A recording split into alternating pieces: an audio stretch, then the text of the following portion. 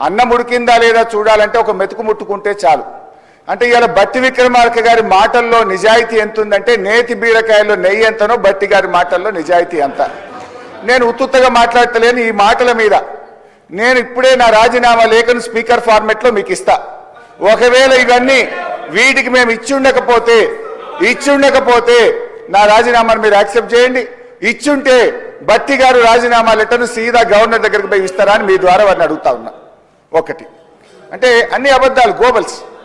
మేము మెస్ ఛార్జీలు పెంచింది నిజం, ఫామ్ మెకనైజేషన్కు డబ్బులు ఇచ్చింది నిజం, డ్రిప్ స్ప్రింక్లర్లకు డబ్బులు ఇచ్చింది నిజం, రైతు బీమాకు 2018-19లో 883 కోట్లు, 19-20లో 951 కోట్లు, 20-21లో 1456 కోట్లు, 21-22లో 1166 కోట్లు, 22-23లో 1139 కోట్లు మేము కట్టాం.